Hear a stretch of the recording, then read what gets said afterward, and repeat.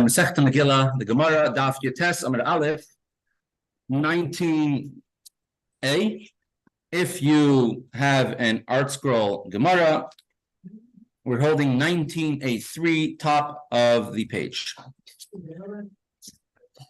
The Gemara is discussing the four opinions from where one must hear the Megillah, and to fulfill his obligation of hearing the Megillah. Opinion number one, Rameir, was the entire Megillah. Opinion number two, Rabbi Yehuda, was he had to hear from towards the beginning of chapter 2. Ish Yehudi, there was a Jewish man whose name was Mordechai. Opinion number three is that you had to hear from the beginning of chapter 3. Haman became great. Opinion number 4, which is Reb Shimon Bar Yochai, or another version, Reb Shimon ben Elazar. You have to hear from the beginning of chapter 6. Ish, from Balaylahu, at that night. This is when the main miracle began, beginning of chapter 6. We brought Rabbi Yochanan, who explained that all of these four opinions base themselves on one verse, the same verse. In chapter 9 of the Megillah, it says, Mordechai and Esther wrote down Es Kol Toikef, the entire acts of power, as you see here on the screen. Mordechai and Esther wrote down the acts of power into Megillas Esther, Book of Esther.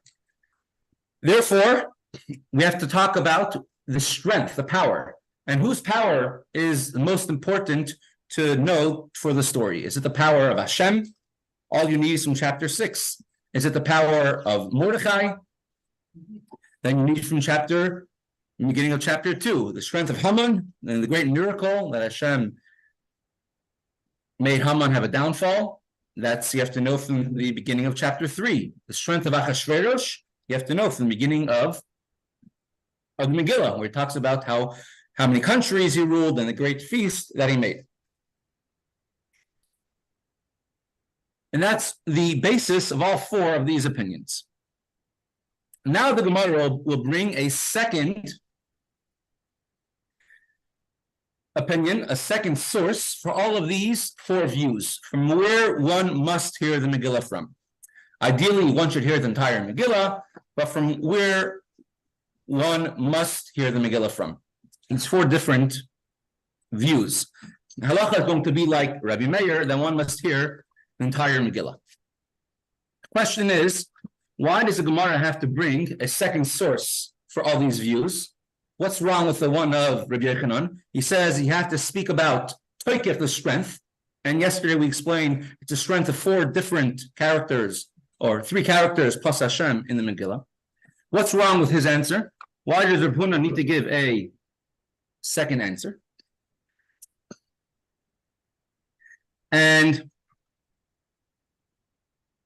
there's a sefer called Matas Elokim, which he explains. If you look at the words of the Megillah, which are highlighted now, the source of the opinion of Rabbi Yochanan, it says, Mordechai and Esther wrote down, Kol Toikef, the entire act of power. Kol means a whole thing. If you're basing yourself solely on this pasuk, on this verse, according to Rav Huna, it makes sense. You should have to read the whole Megillah. You have no source from this pasuk, Toikef, acts of strength, that one must read the Megillah from different area, from different points in the Megillah. Rather, you should read the entire Megillah. He holds, Rav Huna holds a different opinion. Look at the words of the Megillah, verse 26. Just 3 psukim before the words over here. It says, Al Pain, therefore, Karu, the Jews called, Layanim Eila, these days, Purim on Purim, Al Shema Pur, because of the lottery that Haman made. Al Pain are called Divrei Haigeres Azois. All of the words of this letter. Called Divrei Haigeres Azois means the entire Megillah. Called Divrei. If you would learn from these words, one must read from the entire Megillah. What happened What did everyone do? And what happened to them as a consequence? Let's read the Gemara inside.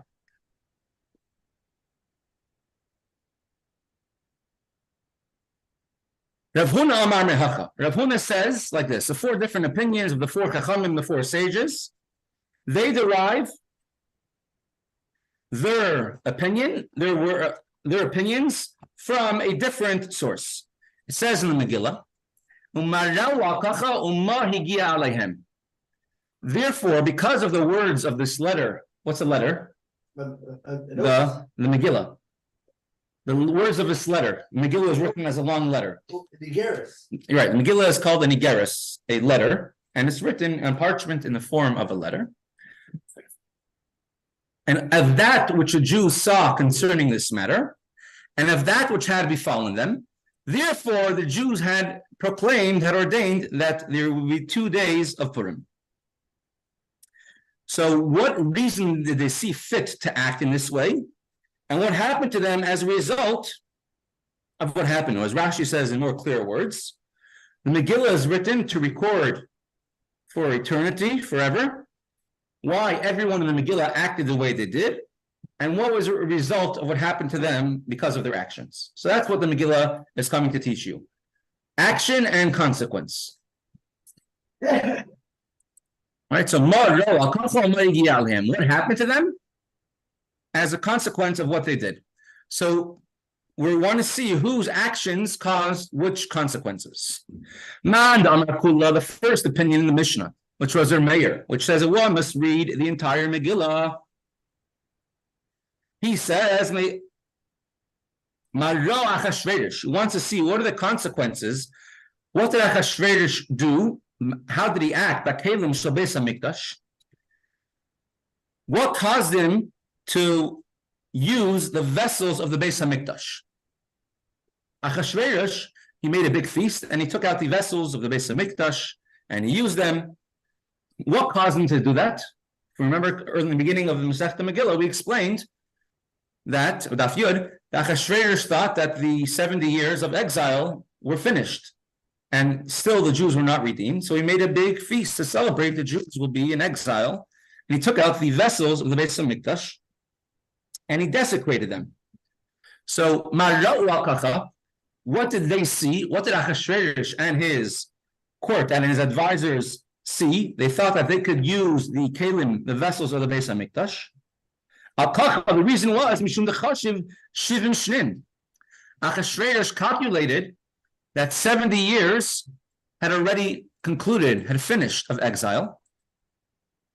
And the Jews have not yet been redeemed, as the prophet Yirmiyahu told them.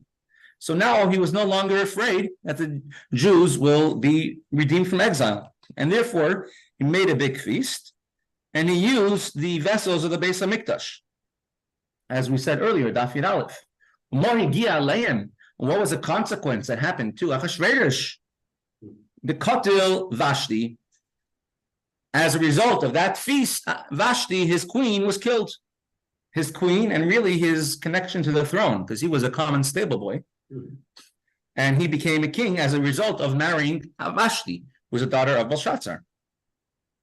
So the mayor therefore holds that being as a Megillah is there to say the actions and the consequence of the actions. So discuss the actions of Achashverosh, what he did at the feast. He used the Beis HaMikdash's, the Holy Temple's vessels, and therefore he ended up killing Vashti. The second opinion, Manda Amar, an opinion of Rabbi Yehuda, which says, Me'ish Yehudi, that you need to hear the Megillah from the beginning of chapter Pasuk Daled, Pasuk Hey of chapter 2, where Mordechai is introduced. He says, Mara Mordechai, let's look at the actions of Mordechai and the consequence of his actions. Mara Mordechai de'ikni b'Haman. What were the actions of Mordechai? What did Mordechai see and what did he do that provoked Haman and made Haman angry to get an excuse to kill Mordechai, and as a result, to kill all the Jews? And it says, what did they see? Because it wasn't just Haman, but rather it was Haman and his wife and his sons as well. And what did Mordechai see? says, Maro, what did they see? What did Mordechai and the other tzaddikim, the other righteous people, other tzaddikim of the generation who did not bow down to Haman, and it awakened Haman's jealousy and anger. Al-Kacha was because of this. Mishum de Mordechai la yichrav le'ishtachave. Mordechai did not bow down. He did not even bend his knee. He did not acknowledge the presence of Haman. Why not? Remember the two reasons why Mordechai did not bow to Haman. One of them would be that Haman was actually resentment. Right? One of them, Haman was a slave, and the second one is, and the main one is Shavi Nafshei Avodah Zarah. Haman considered himself to be a deity, to be an idol. He had a big graven image around his neck, and Haman, he thought that he is idol. Everyone should bow down to him. Is bowing to idols. Mordechai wasn't about to start bowing down to idols. You remember Hanani, Mishael, and Azariah from not too long ago. Actually, Haman should have taken, Dr. Gurderson, Haman should have been actually his patient. Yes, Haman should have been on meds, and he should have been, how do you say? He should have been committed to Western Psych. Exactly. In one of the high security wards. But I've always thought it's worth Haman. Here he had everything. You're making such a big deal about work. You're bringing that up. A very good point. I heard you could find it online somewhere. A talk by Dr. Torsky, Alav Shalom. He says that he sees members of the richest family of in the United States, the richest people in the world, and he sees many people of their families, and the issues that they have are humongous. Are very, very strong. One who has everything or has everything that they could possibly want doesn't mean that you're free from issues, unfortunately. And it happened with Haman. He had everything he could possibly want. I know, he's clutching it. Exactly. So Mordechai did not bow down to Haman because he considered himself an idol, and he wore a big idol around his neck. We learned this earlier in the Gemara, Daf Yud Amud Beis. We brought the word na'atzutz, use a thorn. It's idol worship. Ma higia aleihem. And what was the results of Mordechai's self-sacrifice, Mordechai's commitment to not bowing down to Haman? Disrachesh nisa, a great miracle happened. The question that Marsha asks over here, it only discusses Mordechai not bowing down to Haman at the beginning of chapter 3, where it says Haman became great, and then a few verses later it says, and Mordechai did not bow down. Right? Verse 1, Achashverosh promoted Haman, made him great. Verse 2, all the king's servants bowed down to Haman, and Mordechai will not bow down. That only took place in chapter 3. Rabbi Yehuda holds that you have to read from chapter 2, where it introduces Ish Yehudi. There was a Jewish man in Shushan, the capital. So according to Rabbi Yehuda, you should read from chapter 3, where it says Mordechai did not bow down. According to Rav Huna, how he explains Rabbi Yehuda. Why do you read from chapter 2, where it introduces Mordechai? It's not important to introduce him. It's important to know that he didn't bow to Haman. And the answer the Marsha gives is that the way Mordechai is introduced in the Megillah is not just Mordechai. Introduce him as Ish Yehudi.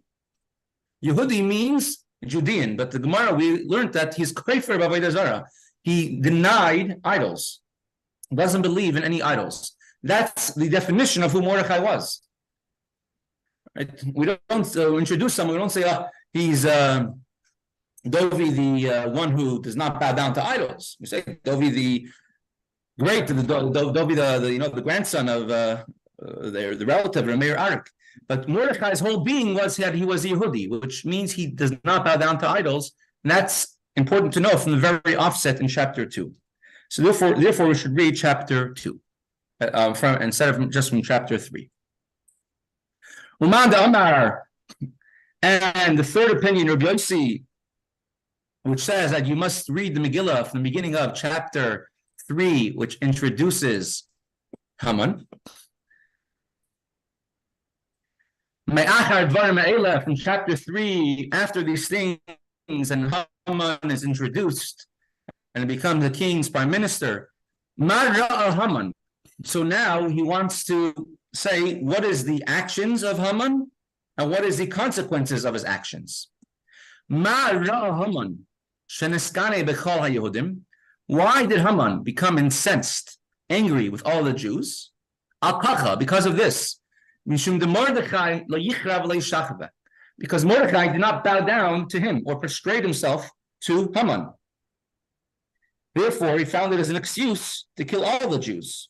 It says in the Megillah, and Haman became, verse 6, Haman became contemptible only to harm Mordechai. It said he wanted to destroy Mordechai's entire nation. He said in the beginning just Mordechai, then all the nation of Mordechai, which means all of the Torah scholars. And then he said, I can't stop with them. I'm going to do the whole Jewish nation. So Mara'u, what did they want? Haman and his sons wanted to destroy Mordechai and his colleagues and the entire Jewish nation. Doesn't help to say, oh, it's his fault, it's your fault, because at the end of the day, when someone hates the Jews, it's not because you're keeping Torah. It's not because you're not keeping Torah. It's not because you're wealthy and the Jews have all the money, and it's not because, as historically was, the Jews were poor and therefore punished for the wrongdoings, and therefore we should persecute them, not because we're rich, not because we're poor. It's because we have a Torah and we're Hashem's nation. And so Haman wanted to kill the entire Jewish nation because of Mordechai. And what happened to them? Tell you, the Megillah says, the Salu Oisai Vesbana Valaetz. Haman and all of his sons were hung on a tree. They were hanged on the gallows as a result of Haman's anger to kill Mordechai. If he would have just let it go, not trying to kill Mordechai, life would have continued good for him. As a result of his anger, him and all of his sons were killed and hung on the gallows, hung on the tree. So we want to see the cause and effect of the actions of Haman. And that's a great miracle. Uman da Amar, and the opinion of Reb Shimon, which he says, Balaylahu, that one must read the Megillah from the beginning of chapter 6. That Balaylahu, on that night, the king's sleep was disturbed, as we learned yesterday, the Maimer of the Rebbe, which explains it.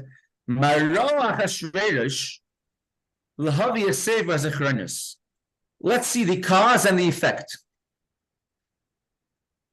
What caused the king Achashverosh to take out his book of Chronicles?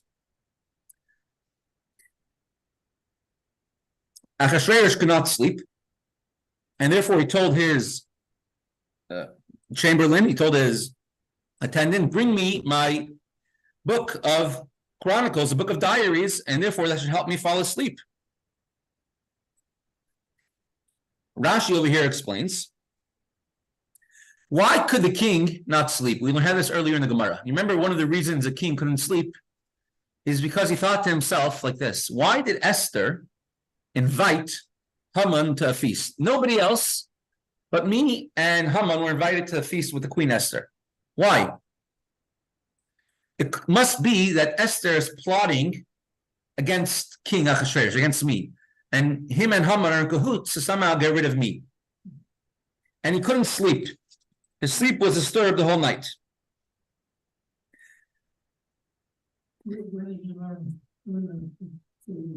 Where do we have? We had it earlier in the Gemara about five lot ago that he thought to himself when we were going through the Megillah and explaining the Megillah pasuk by pasuk, verse by verse. So we have that in Rashi. He couldn't sleep because of the actions of Esther and Haman. He also couldn't sleep for other reasons. It says that the Jewish children were crying for their father, were crying with Mordechai, because Haman wanted to kill Mordechai. He wanted to hang him, so they're in heaven, their cries with the Jewish children caused a big ruckus, and therefore it caused that down here Achashverosh couldn't sleep. King thought to himself, how could it be I have no friends who would inform me about the plots? If you remember, we brought down that back in the day, there was a whole system of informants going on to all the Persian kings. If you inform someone else, then you got rewarded. Another person got killed, you got rewarded, you got to keep his house. The king thought to himself, if Haman and Esther are plotting to kill me, plotting something against me, why is no one telling me? It must be that in the past, I did not reward someone who did something good for me. So he called his attendant to bring him the royal chronicles, to read for him, is there anyone yet I have not honored, I have not given a reward for doing a service for me, for informing on someone else to me? And they brought the royal chronicles, and they see, it came up to the page that Mordecai informed to the king that Bigsan and Seresh were plotting to kill the king, and the king did not yet honor Mordecai. And that came up, and just as that happens, Haman walks in and asks, ready to ask the king permission, can I hang Mordecai? And instead, the king tells him, take Mordecai around the city and lead him on a horse, put on royal garments, and honor him in the city. What were the results of the king's, Achashverosh's, action that he told his chamberlain, he told his attendant to read the royal chronicles, the royal records? The result was this Nisa, a great miracle happened, that Mordecai ended up owning Haman's house. Haman was hung on the tree. So a great miracle happened, all as a result of the actions of Achashverosh, that he told his chamberlain, he told his attendant to bring him the royal records to read what happened. And therefore, Mordecai was honored. So according to Rav Huna, the entire Megillah is all explaining this one pasuk. These four opinions are explaining this one pasuk.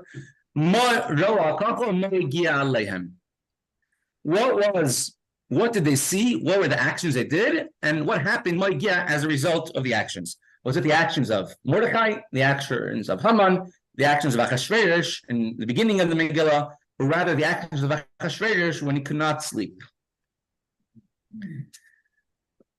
The question is asked. We have four opinions. Why? Four views.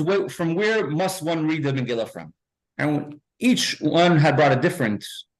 Was it Reb Meir, Reb Shimon, Reb Yehuda, Reb Yossi?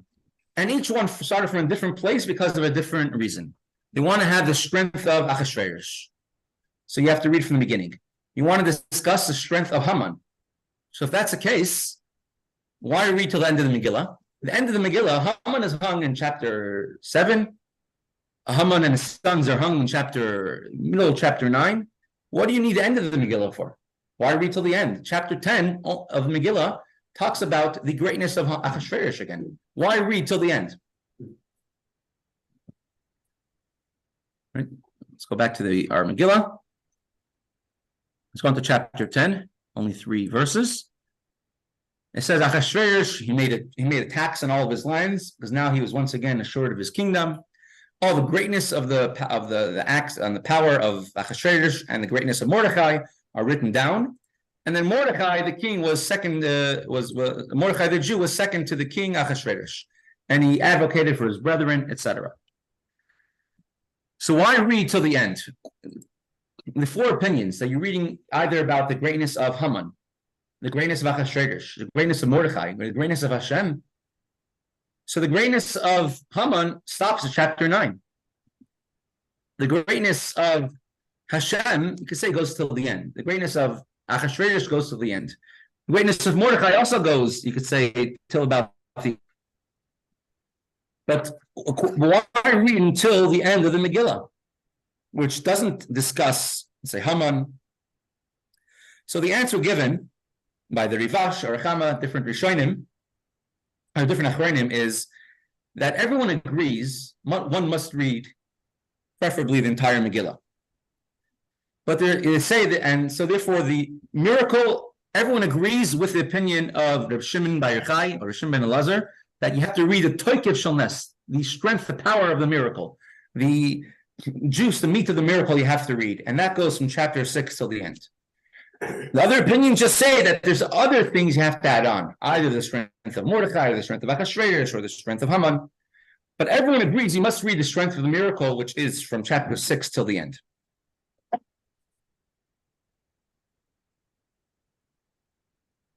Why did Rav Huna have to give a second reasoning for these four opinions from where one must begin the Megillah? What was wrong with Rabbi Yochanan? Rabbi Yochanan said, you have to read from Toikef, from the strength. Why did Rav Huna have to say, add a second opinion that one must read from Marjoa Kacha, where one of the players in the Megillah had an action, and what was the consequence of the action? So let's go back to chapter 9. It's two different psukim, Pasuk Chavav, Pasuk Chavtes. Verse 29 says, Mordechai the Jew and Queen Esther wrote down, Kol Toikef, all the acts of power. Rav Huna holds, if you would learn from verse 29, from where to begin the Megillah, you would learn that you have to read the whole thing. Because it uses the word kol, the entire act of power. The whole entire act of power is the whole Megillah. And therefore, he cannot learn out of verse 29. Instead, he learns from where you begin the Megillah in verse 26. What they did, what different players in the Megillah actions they undertook, and what were the consequences. And that's what Rav Huna holds. Rabbi Yochanan says, no, I cannot learn from verse 26. Because verse 26, the Megillah is called an igeres, a letter. Talking about the writing of the Megillah. Not about reading the Megillah. Everyone agrees that the Megillah must be written completely. Can't be missing any chapters. You must have the beginning, you must have the end, you must have the middle. You just be missing a little bit here, a word here, a pasuk here, but not an entire paragraph or chapter. Can't be missing. So everyone agrees that the Megillah must be written. And in verse 26, it speaks about igeres, a letter. So therefore, Rabbi Yochanan says, I cannot learn from verse 26 from where I must begin reading the Megillah. That I must learn from verse 29. So therefore, we needed these two opinions in the Gemara. I want to tell you that you don't need to read the entire Megillah and reasoning for it. And I want to tell you that when it's written down, the entire Megillah must be written down. Reading is a different story. Who's halacha like? Says the Gemara.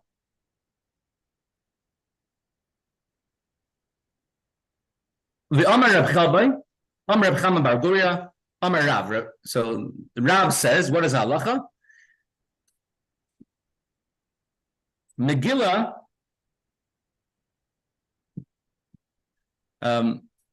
halacha kedivrei ha'omer kula. Halacha goes in accordance with Rabbi Meir, that one must read the entire Megillah. You can't read just from chapter 2 or chapter 3 or chapter 6. That'll be, a pleasure. All you have to hear is from chapter 6. But Rav says that one halacha is like Rameir must read the entire Megillah from the beginning. And all the other opinions agree that the entire Megillah must be written, and they only disagree about from where you must hear the Megillah. And he says halacha is like Rameir, that one must read the entire Megillah. You cannot miss even a little bit. Question is, when Yehuda Nasi wrote the Megillah, they wrote the Mishnayos. Megillah was written long before him. It wasn't too often in Mishnayos we wrote halachas like this person. There are sometimes, but usually not. Usually there's a set of rules to follow. That if a Mishnah has no author, halachas like that. And then the author of that Mishnah is Rameir. But whenever a Mishnah quotes Rameir in his name, halacha is not like him. So whenever Rameir is quoted, halacha is not like him. And that's why they're quoting Rameir's name. That's usually the rule. There's a reason. I think there's a certain, something that happened and therefore was a penalty for something. I'm not sure. I don't remember the details right now. Our Mishnah quoted 3 opinions plus a 4th in the Gemara, and it quoted a name for every opinion from where one must hear the Megillah. Rameir was, you must hear the entire Megillah. if usually we don't paskin, we don't rule like Reb Meir, how come in this case you rule like Reb Meir? And one must hear the entire Megillah. Whenever you have a disagreement of Reb Meir and Reb Yossi, halacha is like Reb Yossi. Reb Yossi is the one who says that you have to hear from the beginning of chapter 3. So one of the Achronim answers that there's a Gemara Yerushalmi which brings down only the opinion of Reb Meir. And therefore, since there's a Gemara Yerushalmi which only has opinion of Reb Meir, so in another place it's a Stam Mishnah. We have a plain teaching just like Reb Meir, so therefore the halacha is like that. Another thing that Rabbi Shlomo Alkabetz, you know what? Remember Shlomo Alkabetz wrote? Chadodi, and he wrote a beautiful sefer on the Megillah, which is called the Manas HaLevi, the gifts of the Levi. He was a Levi, and he says all of these 4 opinions are true. Reb Shimon and Rabbi Yossi and Rabbi Yehuda, all the 4 opinions are correct. And Reb Meir, and we must read all of the entire Tokef, entire strength. They're only arguing about where is the Ikr Tokef, where is the main miracle, the main strength of the Megillah. But everyone agrees, technically, that you should read the entire thing. Reb Shlomo Alevi Alkabetz, the Manas HaLevi, brings down a beautiful pshat over here. And if we have any of the more, how do you say, intellectuals among us, or they could probably explain this a little more clear. He brings several pirushim, several explanations about these 4 opinions. One of them we brought down already, about from why are we focusing on each one of these different people? That either we explain that it has to go back to Yaakov and Esav, Yaakov bowed down to Esav, they wouldn't accept Timnah as a convert, if you remember that part. But then he brings down a very interesting shot from someone named Rabbi Yosef Taichik. He's brought down several times. So who exactly he was, I'm not sure. But the Manas HaLevi brings him down. It must have been one of the Rishonim. He says, in general, you could divide creation, you could divide all beings into 4 different categories. And the words he uses are Poyel, Tzura, Chomer, and Tachlis, which means action, reaction, form, and matter. What do you focus on? Now, I looked this up a little bit. There's actually, it goes down to, it's more of a, how do you say, more of a Musar type of outlook. What do you look at? Which part of creation is the most important? For example, you can have a doctor walks into a room, a hospital room of a patient, and he sees at the patient, he sees the charts, and he sees that the patient is a miracle happening, and suddenly the numbers are good and everything will be fine. And the doctor is all excited, and he starts dancing. The patient's family is in the room. Doctor, what are you dancing for? He says, you don't see that dot move there and that's there? And they said, patient's laying unconscious like he in a coma like he was yesterday. The next morning, the patient wakes up, and now it's a turn of the family of the patient to start dancing. Who's right? They're both right, each one according to what they're looking at. The doctor's looking at the charts, and the patient's looking at and the family is looking at the actual patient. And so he says, there's 4 different aspects. One is called Poyel, the action. One is called the Chomer. Chomer is more like the spiritual aspect of it. The Tzura is even sort of like a nefesh, a more spiritual action of it. And Tachlis is a purpose, a goal. Forget about everything on the way. What's the goal we're headed to? And these 4 opinions in the Gemara, from where you must begin in the Megillah, do we look at the strength of Achashverosh? Do we look at the strength of Haman, the strength of Hashem, or the strength of Mordechai? These depend on these 4 outlooks. I'm sure someone like the Rebbe's father could explain this very well. So the opinion which says that one must read the entire Megillah, he's going on the action.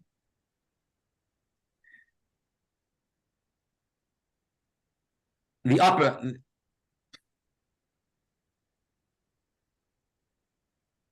because a person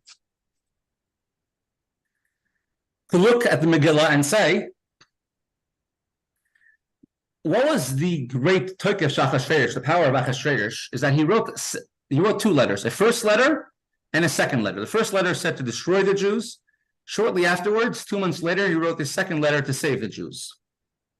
We know Achashverish was a very stubborn person. He killed his wife Vashti, and we don't see he has any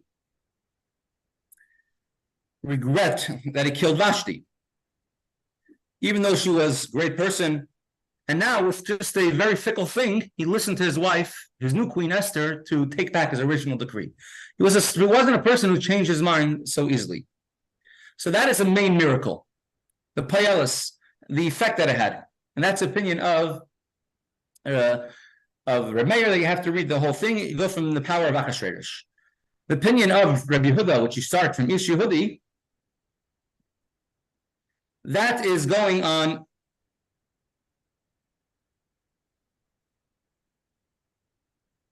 Just find it again.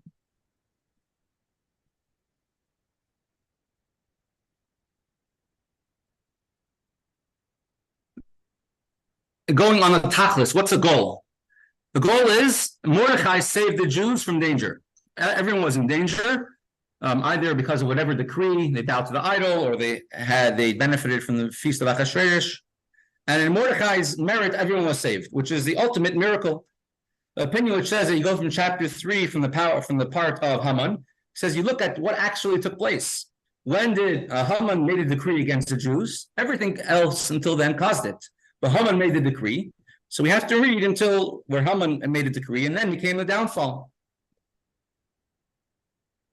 And the opinion which says, Balaylahu, talking about the strength of Hashem, it says we look at the neshama, the tzura. Look at the spiritual aspect of it. And the spiritual aspect of it is that Haman was destroyed. Not that Haman had strength. Haman, the powers of evil, Haman and his sons were killed on the tree, and the Jews were saved. And therefore, that's the aspect that you look at. Therefore, these are the reasons, the 4 different opinions in the Gemara. Let's continue with the Gemara a little longer. We have about 8 more minutes left. The Amar Reb Chalbai, Amar Rav Goria, Amar Rav. Reb Chalbai said further in the name of Rav Goria, in the name of Rav,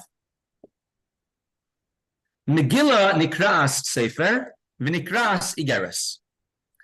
Megillah, at times, is called a book. At times, it's called a scroll.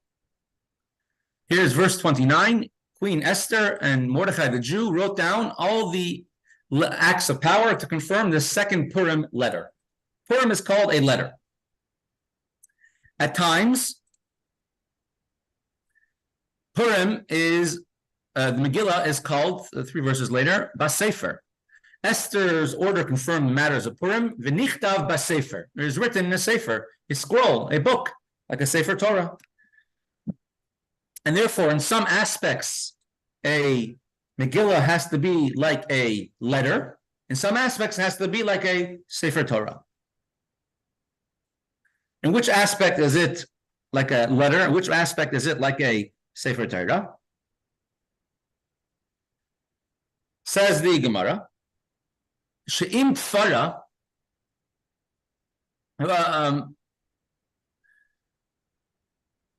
Nikra Sefer, it is called a scroll. She'im Tfara b'chute pishtan psula. If somebody used flax threads to sew a Sefer Torah is invalid. V'im Nikra Igeres, and as well as a Megillah is called a letter. The Megillah is kosher if it was not sewed all the way.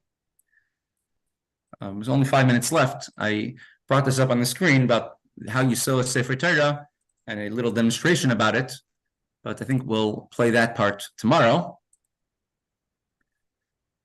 If a Sefer Torah has to be sewed. You don't use a regular thread that you buy in the store to sew a Sefer Torah. You can't use fish wire, nylon, which is very powerful, very strong, to sew Sefer Torah. Sefer Torah has to be sold.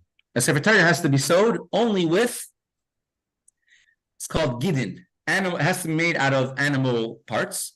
It's made out of the gidin, the veins of an animal.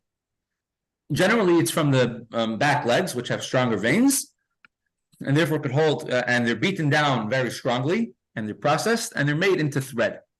So if usually from the non-kosher part of the animal, that's where you have the gidin, the threads to sew the Sefer Torah closed. There is a method, we're going to discuss it tomorrow also, to use glue to sew the different parchments of a Torah or a Megillah together. Now, glue also made out of parchment. If you take all the many Sefer places, they take all the scraps of parchment, you put a little bit of water, and you put it into a pot, and then you just cook it on a low flame, will turn into glue. So they use glue to sew the parchments together, glue made out of parchment, and then they have to sew it with gidin as well, to sew it as well together with veins, with sinews, with the threads made out of gidin. So we'll tomorrow have some demonstrations to show exactly how it works. Just the halakha. The Megillah has to be written entirely, can't be missing, in order to be yotzei. Even if someone missed, if the Megillah is missing a few words in the middle of the Megillah, it's still kosher. If it's missing a complete paragraph, it's not kosher, even if it's in the middle of the Megillah. If a Megillah is missing a little bit at the beginning or a little bit at the end, it's not kosher. If it's missing a little bit in the middle, it is kosher. But even then, if it's missing a complete paragraph, it's also not kosher. Because although we said a Megillah is kosher as long as a roiv, the majority is there, but we said over here in our Gemara, it has to be ksuva kula, the entire Megillah must be written. Entire means you must have the beginning and the end and most of the middle. Majority of the middle of the Megillah has to be kosher. As well, the Pnei Yeshua writes that a Megillah is like similar to when we are fulfilling the mitzvah of destroying Amalek. We don't know who Amalek is today. We can't go around killing the people of Amalek because we don't know who they are. We don't know the nation they are. And I mean, if someone is harming Jews, it's definitely a mitzvah to get up and to kill them. But if we don't know who they are, don't know the people of Amalek, you can't fulfill the mitzvah of the Torah. And we fulfill it by hearing on Shabbos Parsha Zachar the Parsha of Zachar of the war of Amalek being read in Shul, as well as listening to the Megillah and the Torah reading on Purim. And therefore, since it's comparable to the mitzvah of destroying Amalek, just like when you're reading from the Sefer Torah on Shabbos, you're not reading the whole Torah, you're reading a few psukim to hear the Parsha of Amalek. So in a similar sense, a Megillah would be kosher with just a few psukim, meaning as long as you have more than half of it, it's kosher. But since we says the words kol toikef, you have to read from an entire Megillah story. So therefore, it's enough if it's like a letter and you can read some of it by heart. And therefore, the halacha is that the Megillah has to be written entirely, and you have to read it from a complete Megillah. And b'diavad, if it's written only partially, it's kosher as long as it's not missing any a full concept, a full idea, like a full paragraph. But if a Megillah is possible, if it's invalid, if it's missing crowns, if there's a crack in the letter, if some of the letters are rubbed out, then it's still totally kosher and there's no problem at all. So,